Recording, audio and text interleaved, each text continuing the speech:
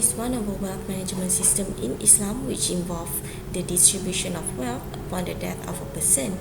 In Malaysia, a wealth of a Muslim will be depending on the verdict of the Sharia law based on the principle of Islam and the Holy Quran, which differ from a non-Muslim, where their wealth management will be justified by the civil court. The basis of the Faraidh has been mentioned in Holy Quran in Surah An-Nisa and a hadith by the Prophet Muhammad that say, given the appointed portions to those entitled to them, then whatever remains is the nearest meal.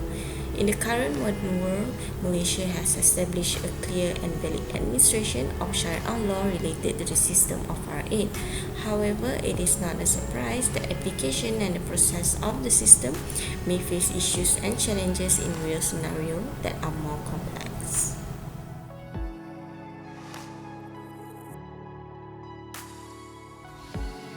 I'm Chai Jie-Ling.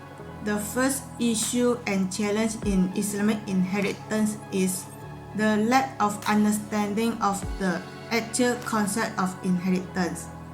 There is a set of rules and guidelines to distribute the deceased wealth.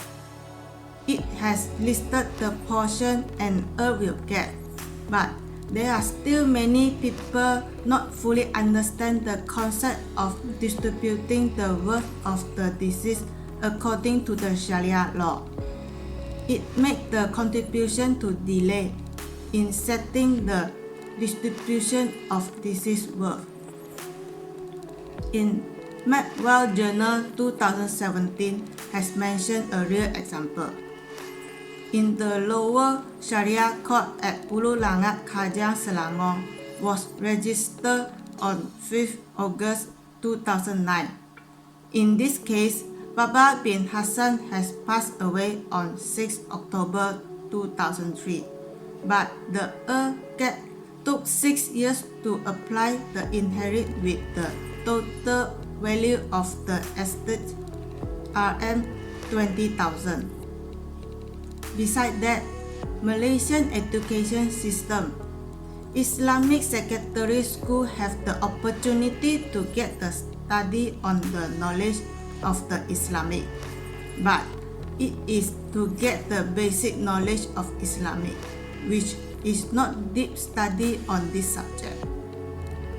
The public who want to know more deeper about inheritance, they have to attend the talk or course run by individual or private group like mosque or workplace.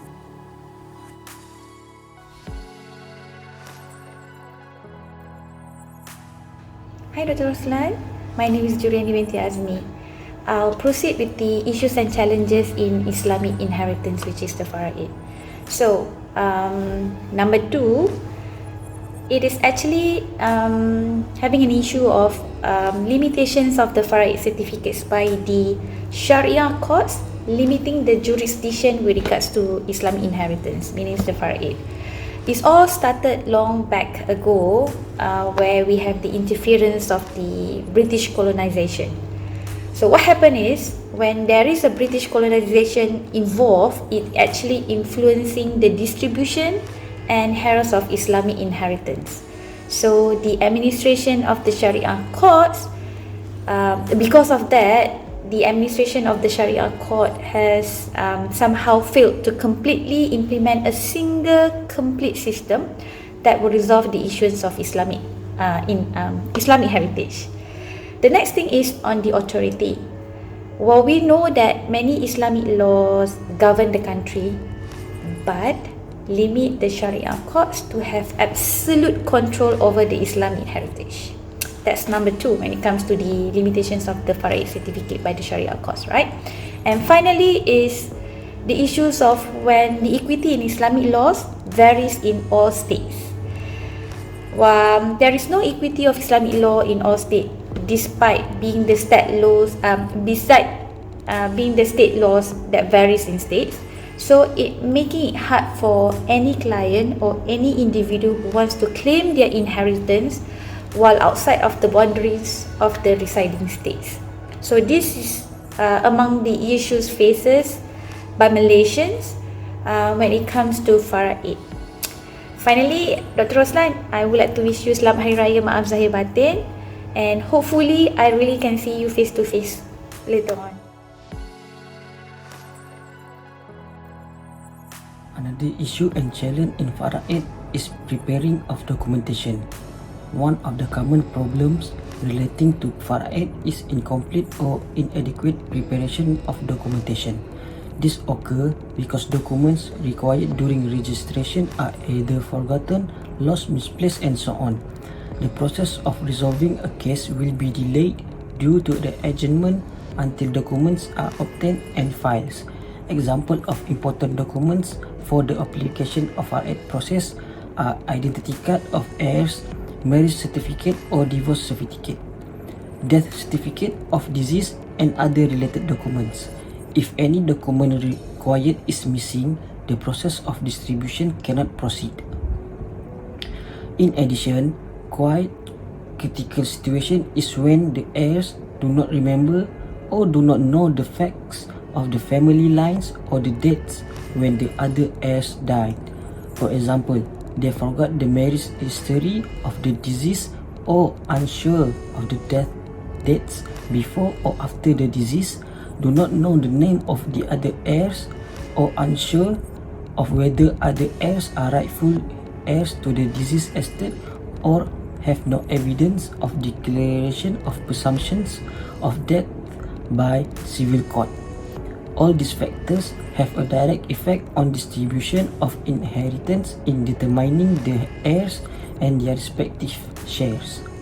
The problem of forgetting heirs or not know the family lines of the deceased may cause an affidavit to be corrected a few times because incomplete or inaccurate information complicates the task of a judge in properly computing for proper distribution.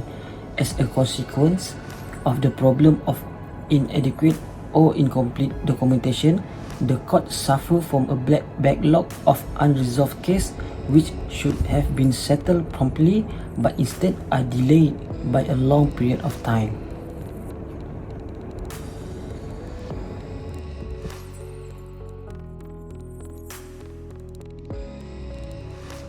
The next part is the way to overcome the issue and challenge in Islamic Inheritance Faraidh in Malaysia.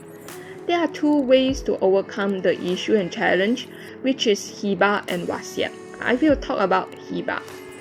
Hibah is granting ownership of property from one party to another without any considerations that occur during the life of a hibah provider, made voluntarily and not meant to glorify anybody. There are four requirements and conditions of hibah. The first one is the settlor. The settlor must be an independent adult of sound mind, has attained property, and of sensible conduct. The settlor must be the legal owner of the assets. This gives the settlor full authorities over the asset, enabling him or her to fully ascertain the extent or amount he or she wishes to give as hibah, and to whom he or she chooses, which may include a non-Muslim, subject to the prerequisite that the deed of gift does not violate the Sharia law. The second is the beneficiaries of hibah.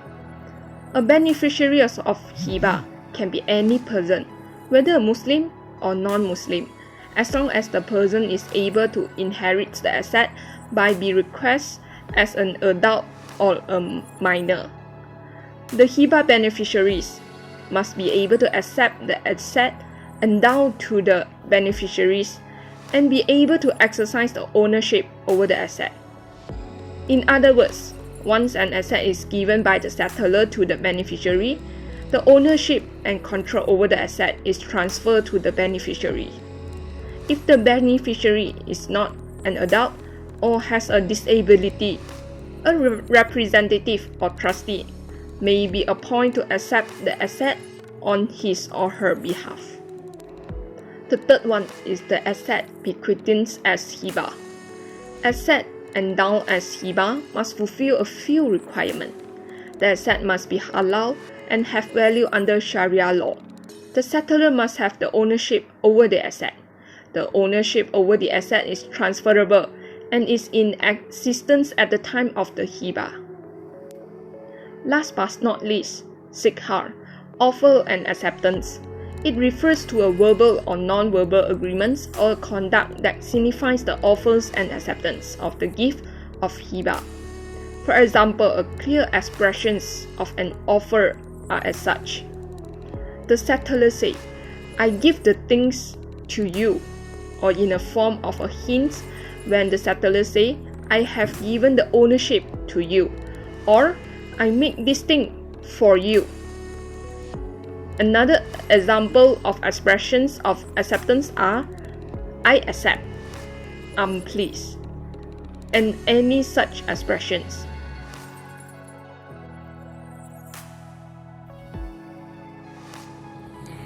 Hi, I'm Kim. I will present the Hiba Amanah and the Hiba Takaful. For Hiba Amanah, gift of asset by the depositor or unit holder during his or her lifetime to the recipient of Hiba Amanah from his or her banking facility account voluntarily on the basis of love, without any coercion and consideration, and with offer and acceptance between the depositor and the recipient of Hiba Amanah. While the depositor or unit holder is alive, he would be the trustee and maintain ownership of the asset, which will be transferred to the recipient Hiba Amanah after the demise of the depositor unit holder. In the event of the recipient of Hiba Amanah dies prior to the depositor or unit holder, any person who is entitled to the inherit of the Hiba Amanah for the recipient of Hiba Amanah under Sharia rulings and shall be payable whenever a claim is made as required. The depositor or unit holder has an option either to make Hiba Amanah in whole or combine Hiba Amanah and nomination. The distribution of Hiba Amanah asset for the recipient is calculated by the way of percentage where it should equals 100% of sum up.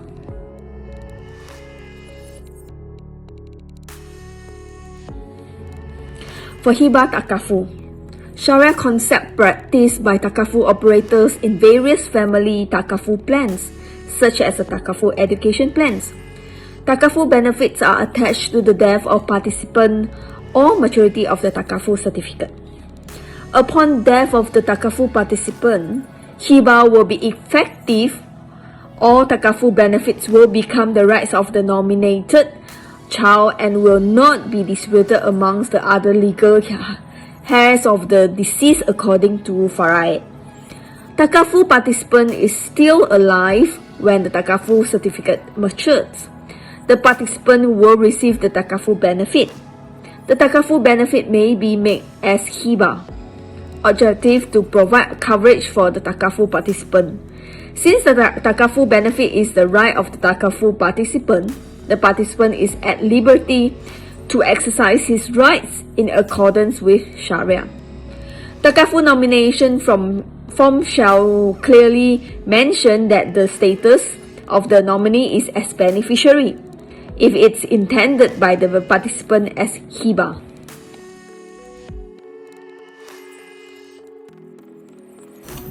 Okay, Bismillahirrahmanirrahim. My name is Hafiz. I will be presenting on the ways to overcome Islamic inheritance, Faraidh, issues and challenges on wasiat.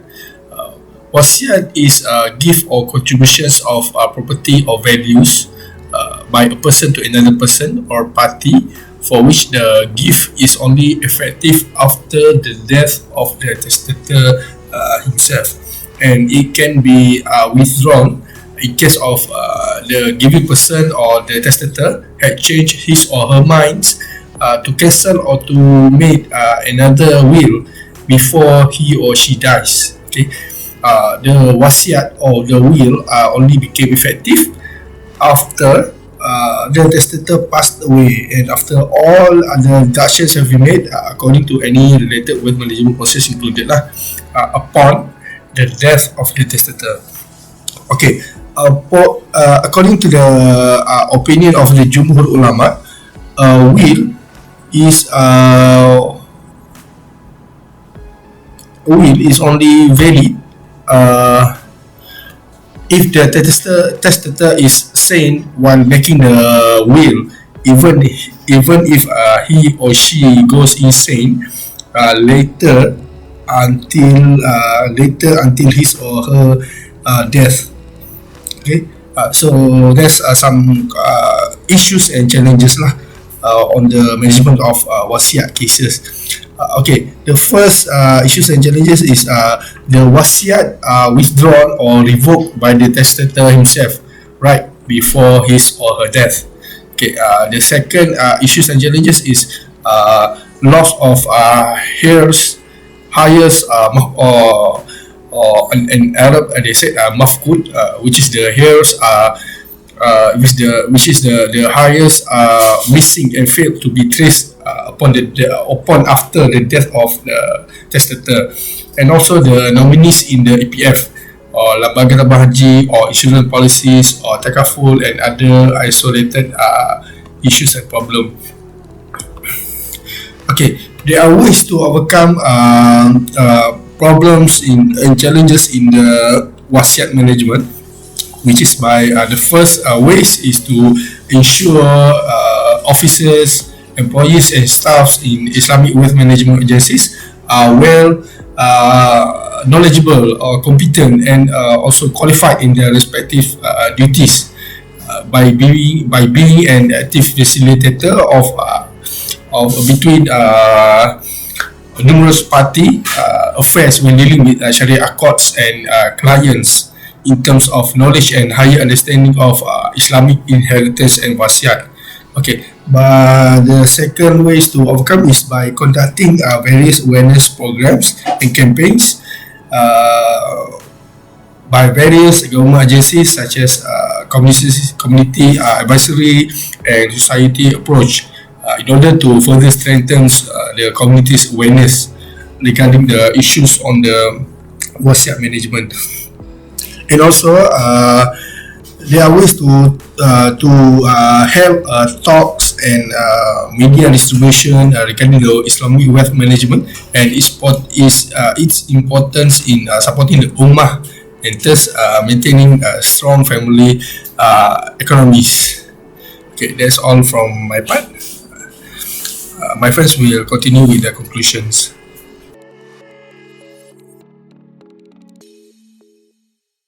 In conclusion, Faraidh system is a complete and comprehensive system present in Malaysia Sharia law for Malaysian Muslim to ease the process of wealth distribution.